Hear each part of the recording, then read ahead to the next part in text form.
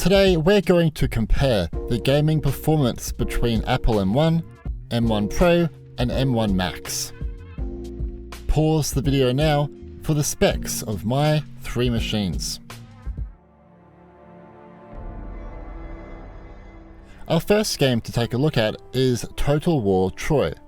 Feral Interactive just brought Troy to the Mac App Store, and it's a native Apple Silicon application.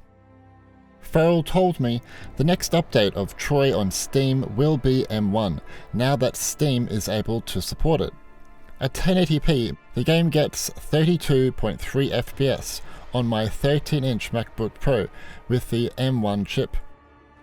On my 14-inch MacBook Pro, the M1 chip is getting about 64.7 FPS, and on my 16-inch MacBook Pro with the M1 Max chip, we're seeing 102.8 FPS. For first-gen M1 chips, my advised graphics quality is 1080p medium for 47.5 FPS on average. This game is very CPU bound, so don't expect miracles on the original M1 chip. 1440p and medium settings now. The 13-inch MacBook Pro is getting 32 FPS again. My 14-inch MacBook Pro can get 69.2 FPS, and my 16-inch MacBook Pro can get a whopping 120.5 FPS on average. And finally 2160p or 4K at medium settings. 4K should only be tried on M1 Pro and M1 Max devices with Troy. My 16-inch MacBook Pro can get 60 FPS at medium settings, and my 14-inch MacBook Pro will see 35.9. Spaceship is an open source AAA tech demo. Its 3 to 5 minute narrative sequence showcases high-end visual effects using Unity's high-definition render pipeline and VFX graph. It is primarily intended as a learning resource for game developers, but us tech enthusiasts are free to have a look too. It was optimized for M1 hardware by Unity and the Apple Metal engineering team. On first-gen M1 chips, the game was optimized for 1080p high and around 30 FPS. For a tech demo of this visual caliber, that is very impressive performance. M1 Pro devices will get a little over 60 FPS at 1080p high, and M1 Max devices can get 90 to 100 plus FPS at times. M1 Pro and M1 Max devices can also pull off 1440p, but this is the max capability of the M1 Pro sadly, but it's still doing pretty well. 2160p or 4K is only supported on M1 Max devices right now. The demo looks absolutely gorgeous at this resolution, but the lower frame rate is definitely noticeable. I made my own universal app for Spaceship.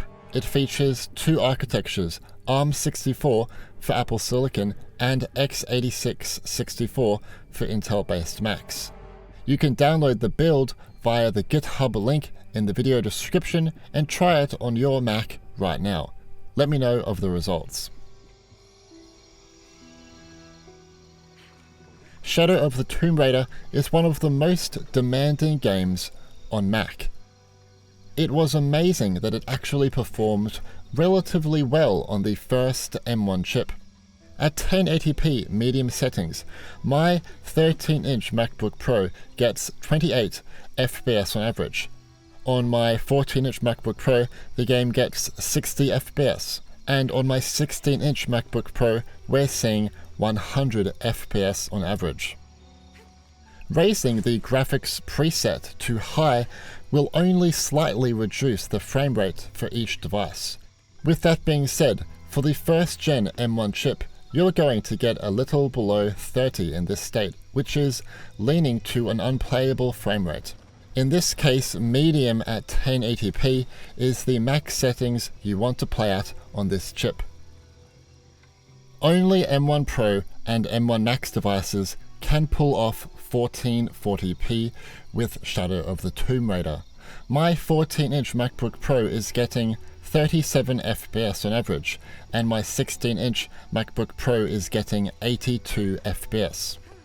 This is the best graphics settings to choose on M1 Pro and M1 Max to showcase the high quality graphics on offer without sacrificing too much with performance in Shadow of the Tomb Raider.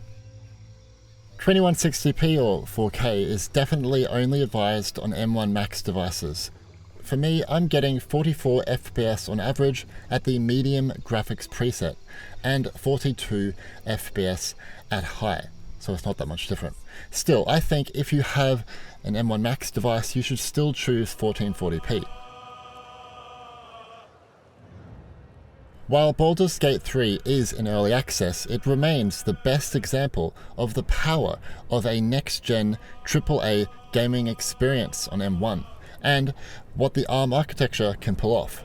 The unfortunate news with Baldur's Gate 3 on M1 is that patch 6 isn't supported yet. To play the game on M1, you'll have to stay or enable patch 5. On my 13-inch MacBook Pro, the game gets 25 to 50 FPS at 1080p Ultra, while on my 14-inch MacBook Pro and 16-inch MacBook Pro, they are both getting a similar frame rate, which is typically over 90 FPS. At 1440p, M1 Max can still get a similar frame rate, which is well over 90 FPS, while M1 Pro is now starting to show its GPU strength, outputting 50 to 60 FPS. 4K is maybe only advised for M1 Max hardware right now. My 16-inch MacBook Pro aims for around 60 FPS at the Ultra graphics preset, but my 14-inch MacBook Pro with the M1 Pro goes from 60 down to the low 20s at times. As we all know, Boot Camp is no longer supported on Apple Silicon devices. So for now, your main options for playing Windows games on M1 are Parallels 17 and Crossover 21. Parallels is not always suited for high-end games though. For it to perform well, you must share half of your Mac's memory and CPU with macOS Monterey. After that, you won't be left with much power to run games, and often they will have graphical issues on M1 and especially at high resolutions. Therefore, Crossover is the way to go for high-end gaming. But just like Parallels, games must support up to DirectX 11 to be supported. Even then, some games just won't work and will still have graphical issues. GTA 5 on Crossover 21 nightly build gets sometimes more than double the performance of Parallels. At 1080p normal settings, the game gets plus 60 FPS at times on M1 Pro and M1 Max devices, while my 13-inch MacBook Pro with the M1 chip is typically getting a little over 40 FPS. There is still some stutter from time to time on every M1 chip, but you can actually play the game somewhat more comfortably now compared to Parallels. Psst! If you want to buy Crossover, make sure that you use the coupon Mr. Macarite for 15% off. This will also support the channel. Thanks. Dirt 4 may be 4 years old now, but for me, it is still the best racing sim available on macOS. It's also one of the few AAA games, if you want to call it that can handle 4K resolution with relative ease on the first M1 chips, albeit we're talking about 30 FPS at 4K medium settings.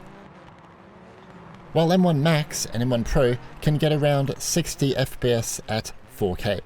They may be getting more frames, but again, my monitor only supports up to 60 Hz at 4K, and this one again adapts its frame rate to your monitor's refresh rate.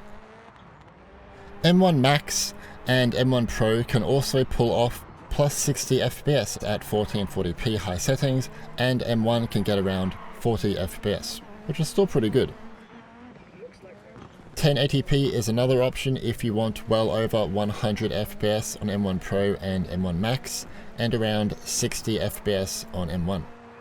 Look, Dirt 4 is not a demanding game by any means, so it's no surprise that it runs, well, fantastic on pretty much every Apple M1 based Mac out there. What do you think of the performance of each M1 chip? The point of this video is to help you decide which M1 chip is maybe ideal for your gaming needs. I wouldn't go out and buy one of these with the sole purpose of playing games, which has always been kind of the main issue with Mac, but if you want to try some fun games on the side, this video should provide some examples of what type of performance you can expect. Let me know in the comments if the video was helpful in regards to that. Anyway, leave a like, subscribe, and turn on notifications to stay up to date with everything Apple M1 gaming related. My name's Stewie, and thanks for watching.